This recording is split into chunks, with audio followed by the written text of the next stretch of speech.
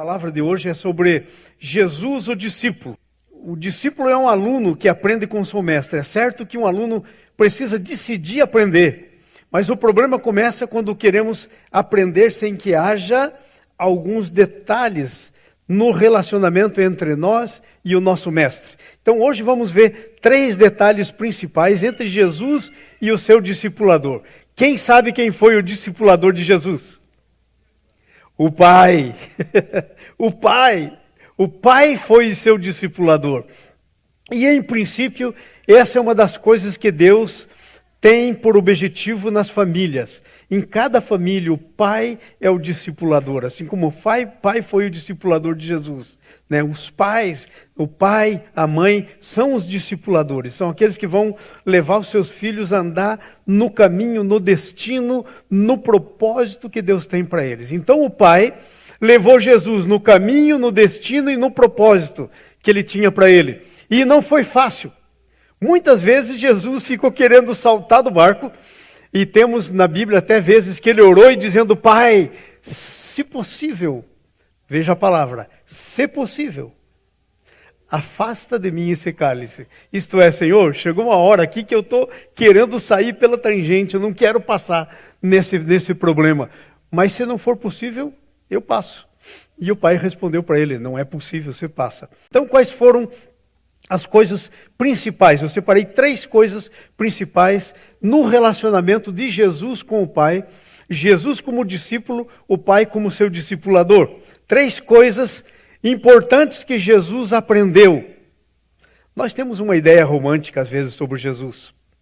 Porque não está muito claro nas nossas mentes que além de Jesus ter sido Deus, ele foi verdadeiramente homem.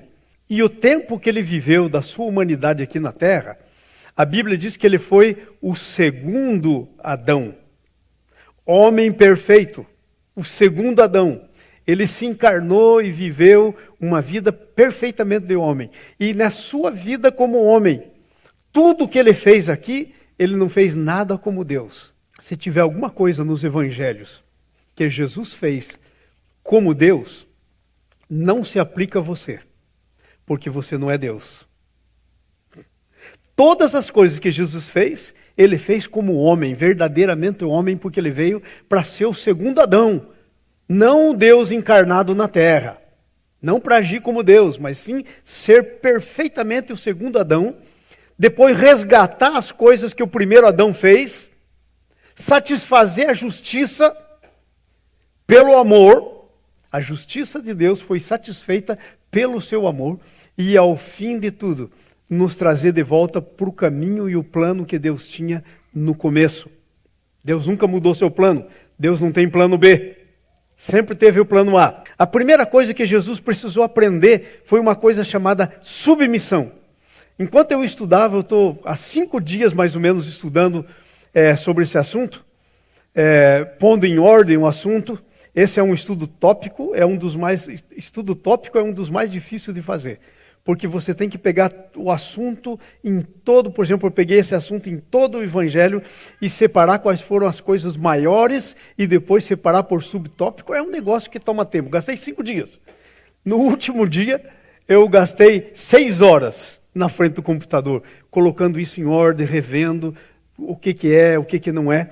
A primeira coisa que eu queria dizer para vocês que Jesus, como discípulo, aprendeu é a submissão. Aí você pode pensar, não, mas Jesus, ele nasceu sem pecado, já era submisso. Ok, Adão e Eva foram criados sem pecados. Sem nenhum pecado, eram submissos. Como é que pecaram? Por causa de uma coisa que tinha sido dado para eles, chamado livre-arbítrio.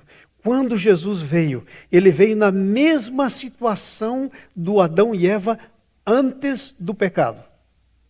Na mesmíssima situação. Homem sujeito a dores, cansaço, tinha que comer, tinha que dormir. Havia desgaste físico, havia desgaste emocional. Igualzinho o Adão e Eva antes do pecado. Porque ele nasceu sem pecado. Ele não teve pecado. Então o que acontece? Então ele teve que aprender a submissão. E era possível não ser submisso? Olha, se não fosse possível Jesus pecar, toda a tentação, todas as tentações pela qual ele passou, foi mentira. Porque tentar alguém que não tem possibilidade de cair na tentação, não é verdadeiro, não é tentação. Então, todas as tentações nas quais Jesus passou e sofreu, ele tinha chance de cair, mas ele decidiu de não cair. Ele fez a decisão correta que o Adão não fez e a Eva não fizeram. Então, olha só, veja que coisa interessante. Só o Evangelho de João, eu achei 47 vezes falando sobre Jesus andar debaixo das ordens do Pai. Só no Evangelho de João, eu anotei. 47 vezes dizendo isso. Então, eu concluí que submissão é o caminho da cruz de Jesus. É o modo como ele viveu todos os dias da sua vida. O discípulo Jesus foi um discípulo perfeito, porque ele viveu em perfeita submissão. Agora, a gente pode pensar, não, mas a submissão dele para com o pai amoroso, foi fácil. A submissão dele para com o pai, ele custou a vida. Custou tudo o que tinha.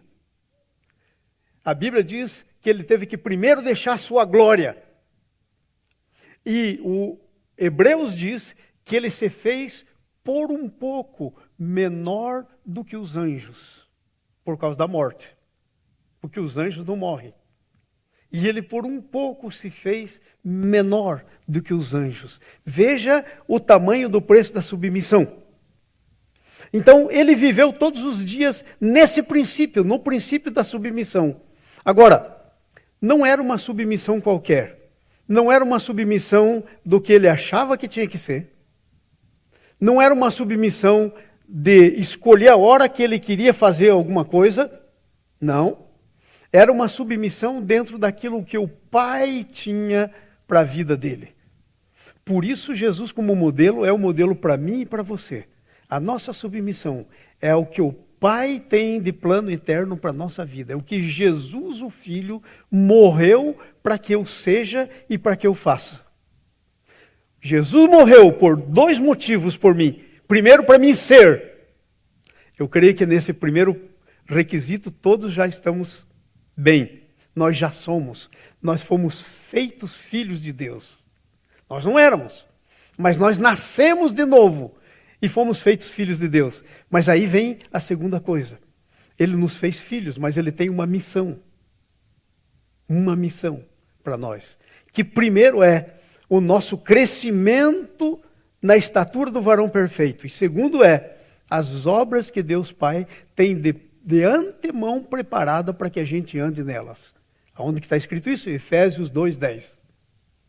Há obras que Deus preparou de antemão para que a gente ande nelas.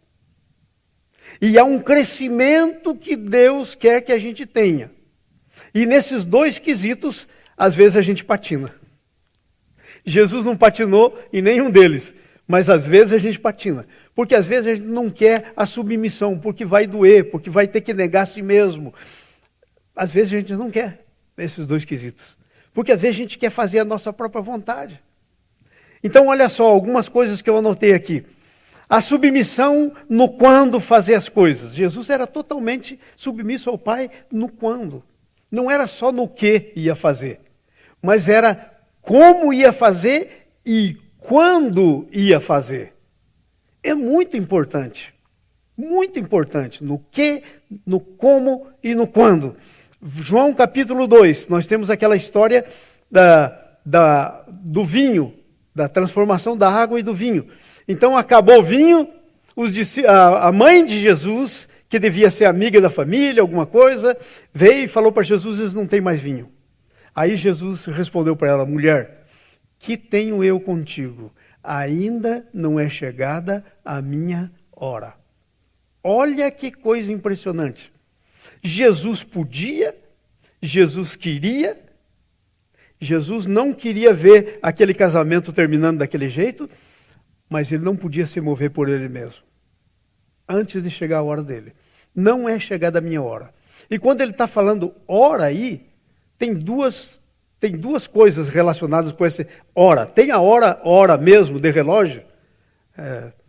Jesus não fez nada 10 minutos antes do que o Pai queria que ele fizesse. Ele fez no tempo certo. Mas também tem hora das circunstâncias estarem corretas. Ok? Eu dou graças a Deus por esse texto, porque se não fosse esse texto, a gente ia ter um sério problema em pensar que Maria é alguém que intercede por Jesus em nosso favor. Há um grupo que pensa que isso, os irmãos católicos, e tem muito católico que vai para o céu, pensam que Maria intercede, é a intercessora perante Jesus em nosso favor. Mas esse é um dos textos claros. Jesus diz, mulher que tenho eu contigo.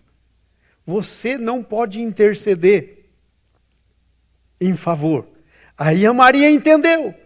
E ela disse para os serventes, ei, então vão lá, vocês são serventes. Não é uma questão mais de intercessão, é uma questão dele mandar o que tem que fazer. Então os serventes vão lá, e aí a hora era chegada. Aí Jesus disse, enche aquelas talhas de águas, onde os judeus lavavam as mãos e tudo. E aí houve um milagre. Então veja, a submissão no quando fazer as coisas. Quando é que nós temos que fazer? Eu quero dizer uma coisa para vocês. Esse é um dos pontos mais difíceis do pastorado, e talvez da vida cristã em geral. Quando nós devemos fazer? E há vários ditadozinhos aí no mundo, né, na nossa cultura, que dizem que o tempo certo é imprescindível. Por exemplo, veja esse ditado, o apressado come cru. É um ditado que nós temos. Isso quer dizer que as coisas... Não? Por exemplo, quando eu estava orando pelo meu ministério, eu era novo convertido, eu estava lá dizendo, Deus, põe na minha mão, eu quero. Deus me deu um versículo. A herança, quando é dada antes da hora, no fim não se torna proveitosa. O que Deus estava dizendo para mim? Estava dizendo para mim, a hora, há tempo. Há tempo. Você não pode querer começar a fazer, eu não vou entregar nas tuas mãos, nada. Se você vai na vida de Jesus, você vai ver quanto esse fator tempo, quanto a hora certa de fazer as coisas é importante. Por exemplo, a Bíblia diz que quando ele chegou nos seus 30 anos, ele foi lá por João Batista no deserto, no Rio do Jordão, que estava batizando num dos vales do Rio Jordão, onde as pessoas passavam o Rio Jordão a pé. Era um lugar bem raso. As pessoas passavam a pé. João Batista estava lá porque era estratégico, todo mundo passava por ali. E o João Batista estava lá pregando, arrependei-vos! E estava pregando. E quando chegou aos 30 anos, Jesus foi lá. E Jesus disse para o João Batista, ei, eu estou aqui para um ritual. E o João Batista disse, de maneira nenhuma eu vou fazer com você. Eu não tenho que batizar você. O batismo de João Batista era para arrependimento. Quando Jesus foi até ele, ele entendeu que Jesus queria que batizasse ele para ele se arrepender. Não tinha do que se arrepender. Então o João Batista já sabia disso. Disse, não, eu tenho que ser batizado por você e você vem a mim? Aí Jesus disse uma palavra para ele e o João entendeu. Deixa por enquanto, porque convém cumprir toda a justiça. Sabe o que ele estava dizendo para João? Veja, eu cheguei aos 30 anos, Lucas capítulo 2, diz que Jesus começou o ministério nos 30 anos. Se você for no Velho Testamento, você vai achar lá textos sem conta que o sacerdote, para ser ordenado, para começar o ministério, tinha que ter no mínimo 30 anos. Então, quando Jesus completou os 30 anos, ele foi lá, para que o João Batista o liberasse para o ministério. E aí, então, ele disse, convém cumprir. Aí o João, então, entendeu. E aí o Espírito Santo veio sobre Jesus para empoderar ele, para dar poder para ele cumprir o seu ministério. E tudo o que ele fez, todos os milagres, as palavras, os ensinos, foi através do ministério do Espírito Santo dele, na vida dele. Igualzinho eu e você temos que fazer. Então, quando chegou o tempo, ele foi lá. Não era antes, o João Batista estava batizando lá já há tempo. Mas na hora, ele foi lá e fez no tempo certo. Interessante. O Filipenses nos diz que a submissão dele não era só em fazer as coisas no tempo certo de Deus, mas a submissão era fazer as coisas assumindo a forma de servo. do jeito de Deus.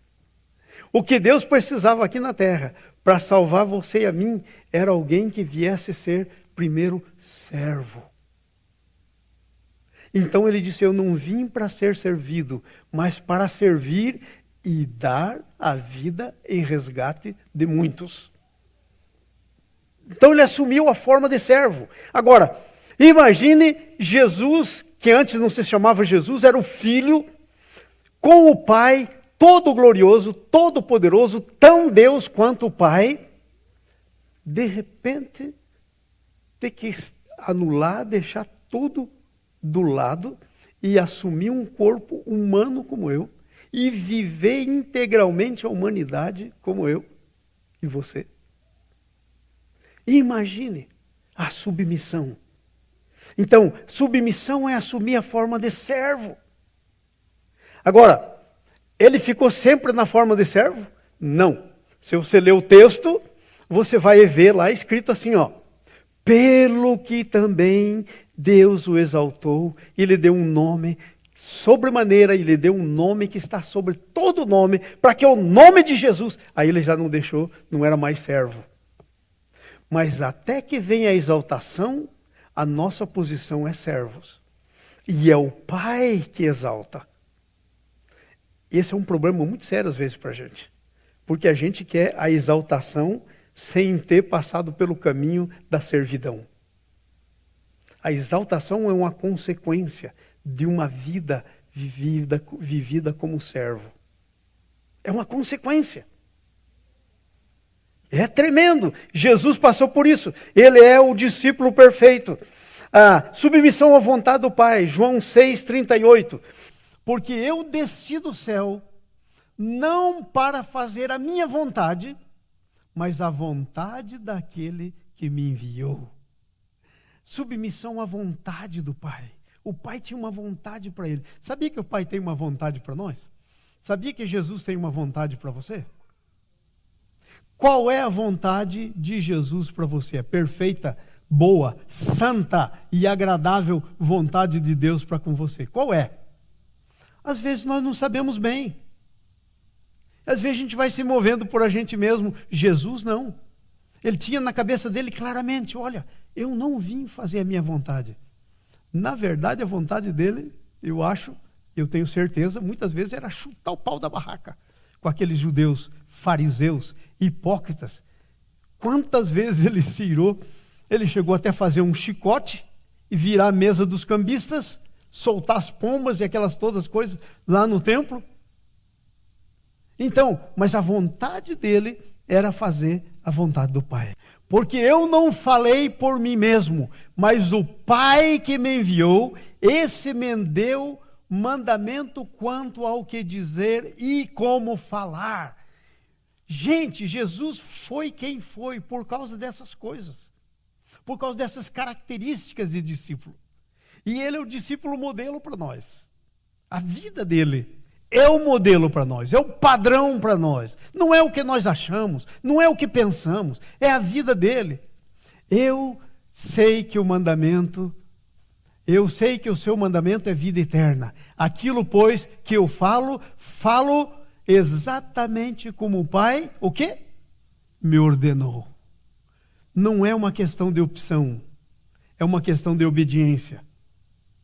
Falo como o Pai me ordenou. Olha que coisa tremenda. Esse é o nosso Jesus. Tremendo, maravilhoso, o nosso padrão.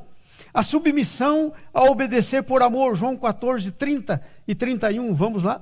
João 14, versículo 30, 31. Já não falarei muito convosco, porque vem o príncipe deste mundo, e ele nada tem em mim. Próximo versículo, 31. Mas assim como o Pai, o que é que diz? Me ordenou, assim faço, para que o mundo saiba que eu amo o Pai. Gente, vamos levantar e vamos sair daqui, porque o Judas estava chegando para dar um beijo nele. Tremendo, tremendo. Então, não é uma submissão forçada, não é uma submissão que o Pai pegava no pescoço dele e disse: submeta. Era uma submissão por amor. É uma submissão por decisão dele.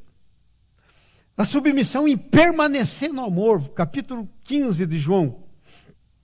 Capítulo 15, versículo 10. Se guardares os meus mandamentos, permanecereis no meu amor. Agora, presta atenção no que segue lá. Do mesmo modo que eu tenho guardado os mandamentos do Pai e permaneço no seu amor. Ha! Muita gente diz, nós temos uma vida pela graça. Como se a graça de Deus fosse uma graça barata, fosse uma graça sem padrões, fosse uma graça sem objetivo. A graça de Deus não custou nada para mim e para você, mas Jesus deu a vida pela graça. Amém? Então há padrões. A submissão em aceitar o sofrimento. Lucas, vamos aí para Lucas 22, 42. Dizendo, Pai, se queres, afasta de mim esse cálice. Todavia, não seja feito a minha vontade, mas a tua. Há gente por aí bobo pregando que a gente pode dar ordem para o Pai. Não, você pode ordenar que o Pai vai fazer. Eu já ouvi isso. Esses dias eu estava vendo alguém no YouTube, que até eu respeito, dizendo uma asneira dessa. Veja o modelo de Jesus. Dizendo, se queres, afasta de mim. Mas não seja a minha vontade, mas a tua. Perfeito. Então, a primeira coisa, Jesus aprendeu a submissão. Ele teve que aprender. Isso custou a pele dele. Custou a decisão dele. A segunda coisa, aprendeu o sofrimento. Recebeu a coroa da glória e honra para sofrer.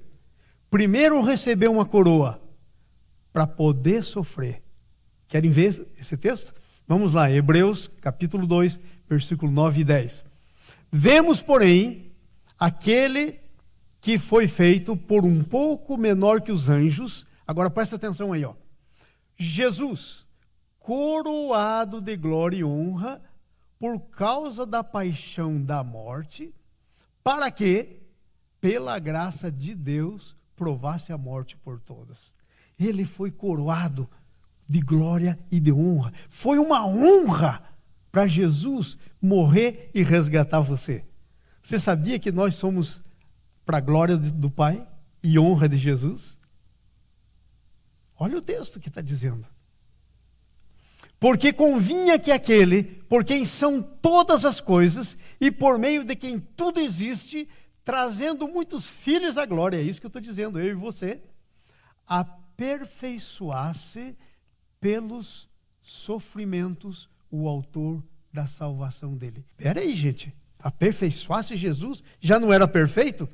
Não era, porque não conhecia isso, porque não tinha experimentado isso.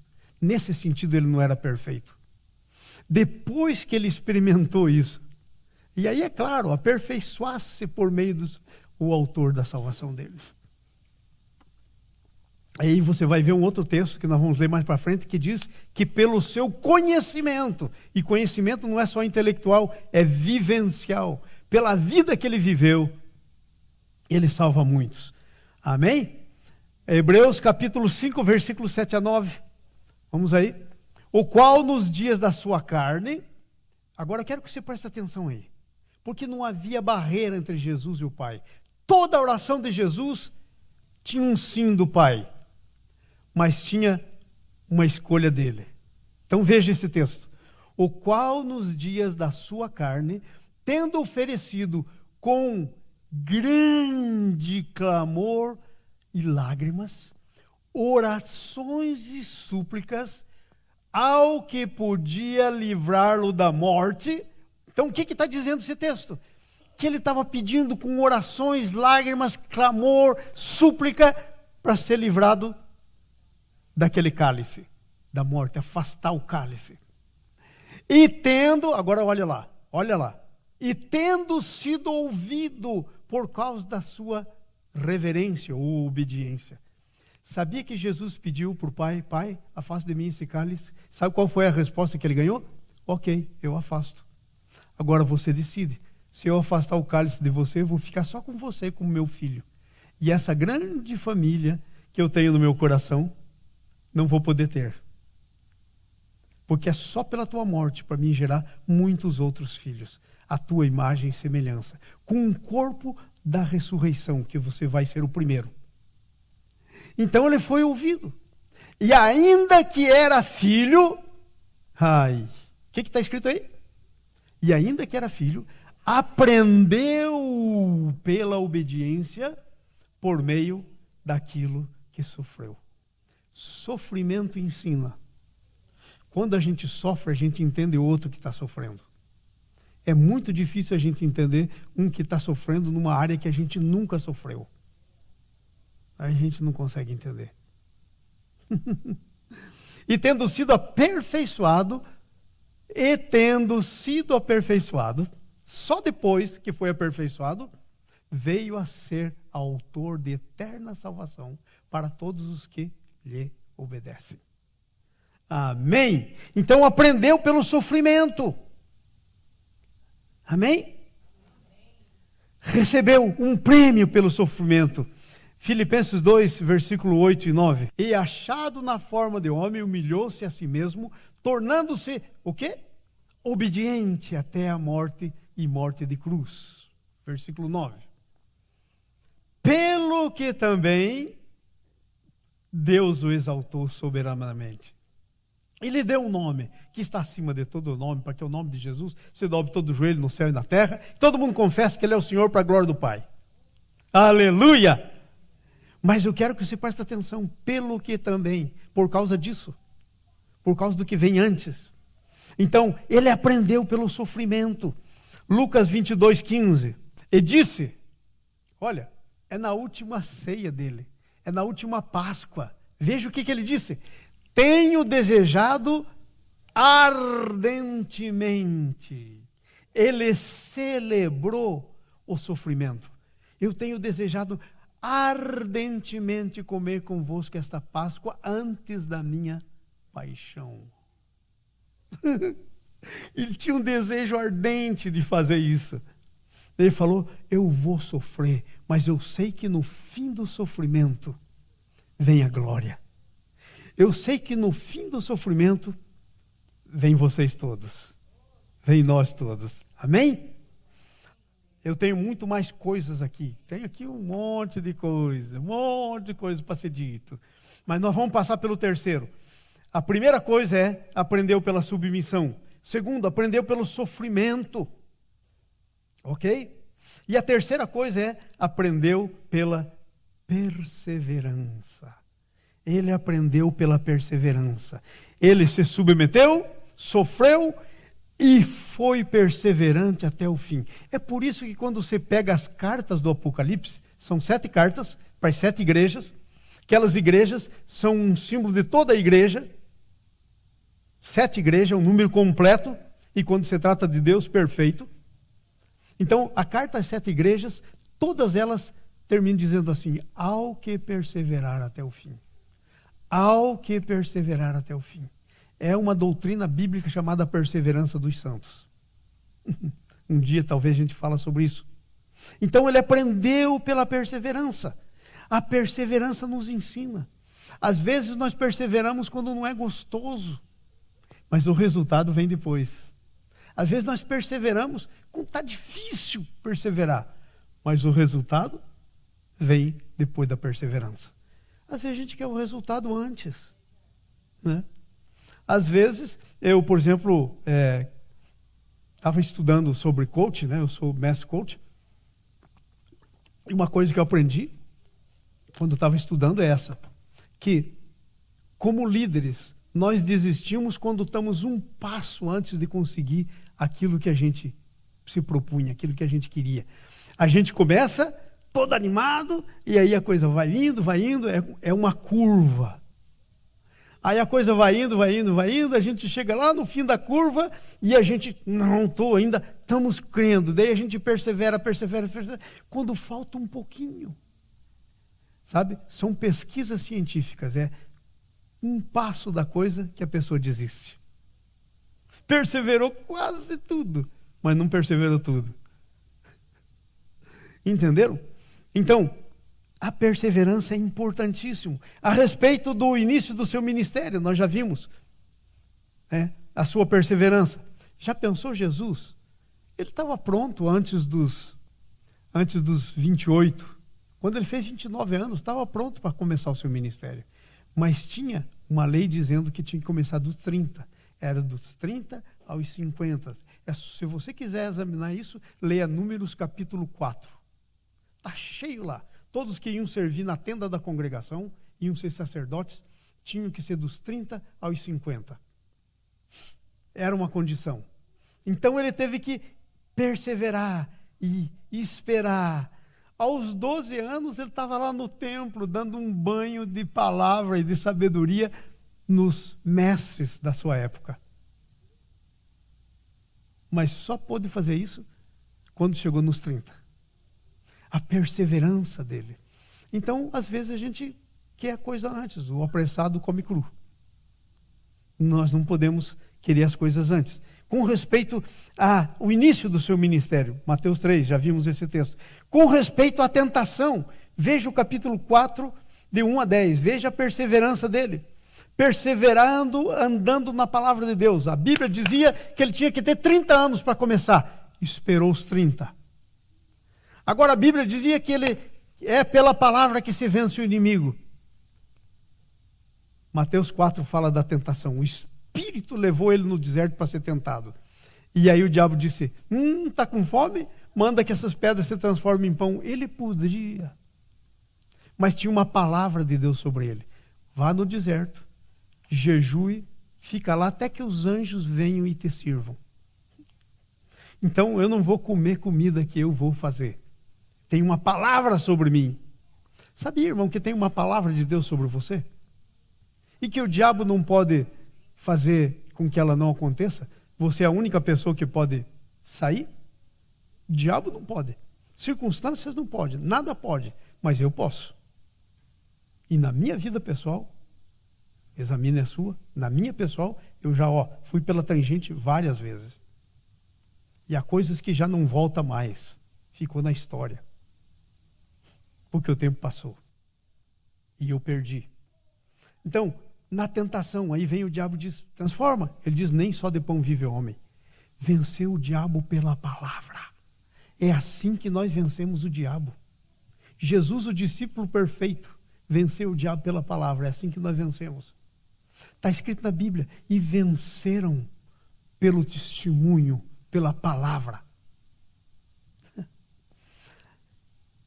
Sobre o que fazer no dia a dia. João 5,19. No dia a dia, ele tinha muita coisa para fazer, que era natural.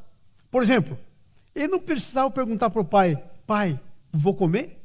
O seu corpo precisava. Então ele tomava café pela manhã, almoçava, jantava. Tinha que dormir? Tinha. Muitas vezes foi dormir tarde, passou a noite inteira orando, mas essas eram exceções. As coisas naturais.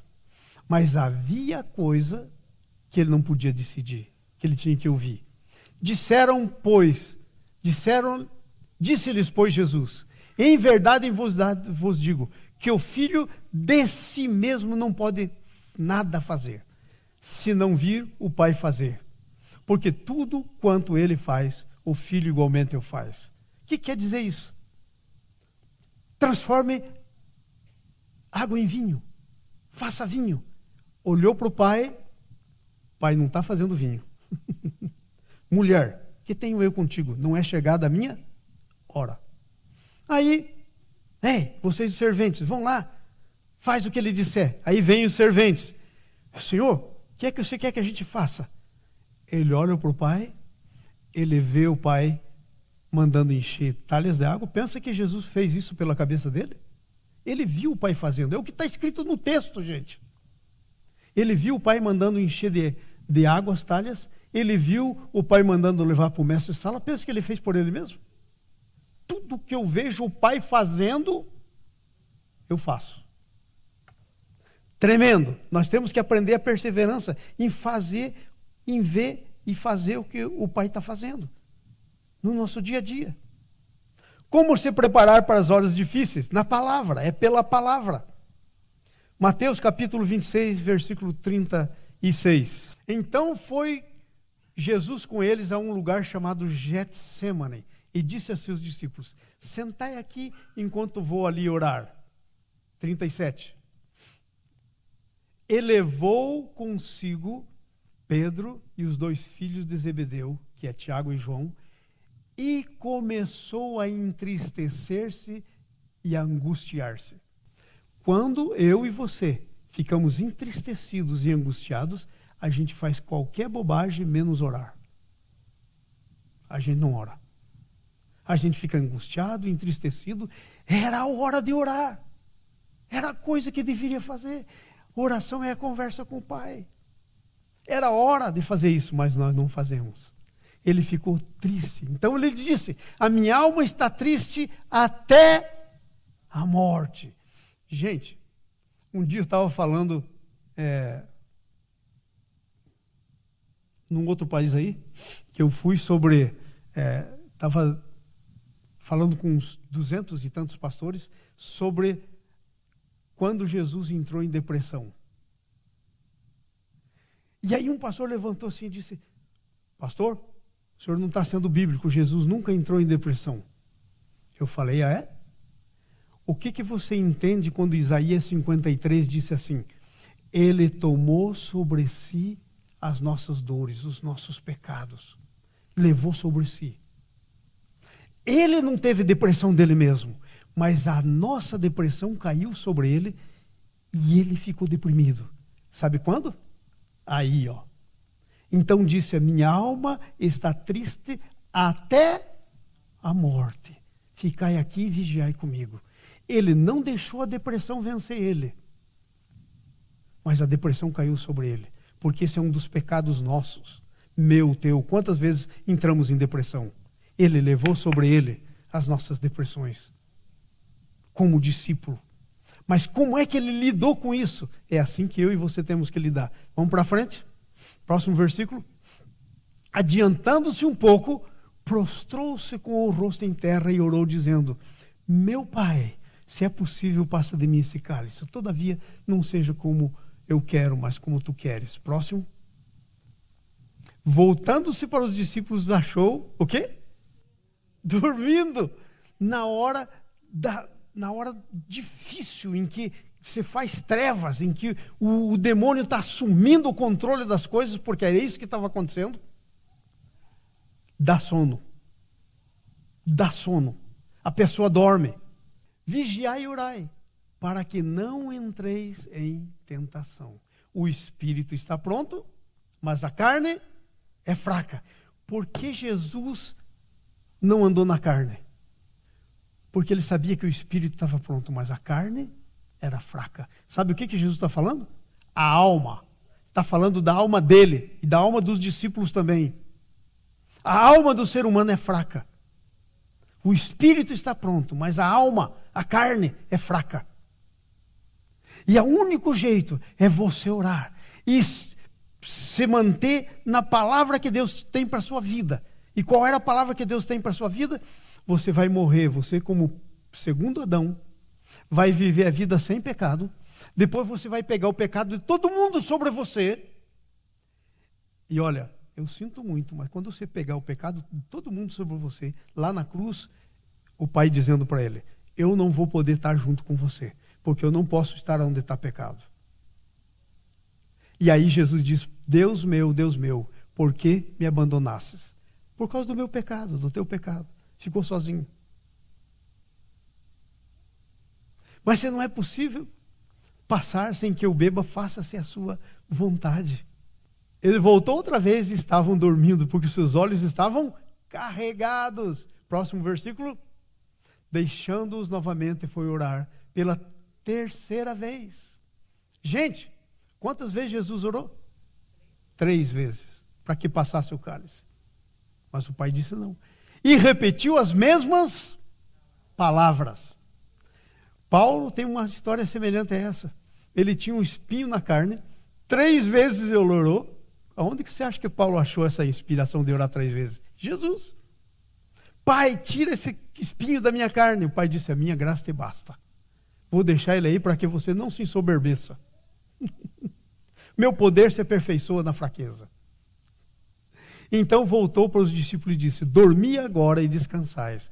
Eis que é chegada a hora e o Filho do Homem está sendo entregue. E o Pai estava pondo todo o pecado da humanidade em cima dele. E aí o Satanás disse: agora você vai ver o que é bom. Vou te dar 40 açoites. Você vai ficar tão cortado que vai ficar quase difícil de ver quem você é. Vou enfiar uma coroa de espinhos na tua cabeça. Vou levantar gente para cuspir em você, para zombar de você. Depois vou botar uma cruz enorme nas suas costas. E você vai cair, vai precisar de gente te ajudar. Depois, quando você for naquele lugar, eu vou tirar tuas roupas, vou deixar você semi-nu. E as pessoas vão disputar tuas roupas para ficar com elas. E aí vou pôr 2 do teu lado, e um vai dizer: salvou os outros, por que não salva? Salva a gente também. Mas aí na tua última hora, inclusive, alguém vai se salvar. Hoje estarás comigo no paraíso. Uau! Esse é o discípulo Jesus. Esse é o discípulo Jesus. Quero terminar. Tem mais coisas aqui, mas quero terminar. Nós nos preparamos na perseverança. Fazemos a escolha para andar na palavra de Deus. E é isso que ajuda a gente na perseverança. Nós aprendemos pelo sofrimento. Sabe, o que Deus tem para a gente inclui sofrimento. Mas às vezes a gente não quer sofrer. Hoje nós estamos com um evangelho sem a cruz. Um evangelho no qual nós somos o centro. Meu bem-estar. O que eu quero. Como é que eu quero. Eu não quero sofrer. Para quê? Jesus já sofreu. Sim. Mas Paulo diz assim que a gente está terminando os sofrimentos de Cristo. Está escrito lá na Bíblia. E, por último, a submissão. Temos que aprender essas 3 coisas. Submissão, o sofrimento e a perseverança. E a conclusão é essa. Foi pelo fato de Jesus ter se tornado um discípulo comprometido com o Pai, que ele pôde experimentar, ainda na sua vida terrena, a paz que tornava possível dormir na tempestade. Como é que aquele barco, entrando água, ele molhado, como é que ele dormia naquela tempestade, enquanto os discípulos estavam atarantados lá? E vieram acordá-lo dizendo: Senhor, não se te dá que morramos? Como é que pode dormir? Sabe por quê? Porque ele era um discípulo segundo o coração do Pai. Quando nós nos tornamos um discípulo segundo o coração do Pai, nós podemos dormir em qualquer tempestade. E tem mais uma coisa. Qualquer tempestade na qual eu for capaz de dormir, eu sou capaz de acalmar. A Bíblia diz que quando eles acordam Jesus, Jesus dá uma ordem e a tempestade acalma. Mas eu jamais vou poder acalmar uma tempestade na qual eu não consiga dormir. Entenderam? Acalmar qualquer tempestade. Pode manter-se no propósito de Deus. Vem Pedro e diz assim: Senhor, de maneira nenhuma, afasta-te de mim, Satanás, não cogita das coisas de Deus, mas dos homens. E pode ter certeza da sua identidade. Com certeza, quem sou eu? Eu sou filho, eu vim aqui para fazer a vontade do Pai. Eu vim aqui para resgatar, eu tenho uma missão. E a missão não é em torno de mim mesmo, é em torno do plano que o meu Pai tem, de ter uma família linda, salva, limpa pelo sangue. Esse é o plano. Amados, Jesus é o discípulo modelo. Nós temos que olhar para Jesus como discípulo.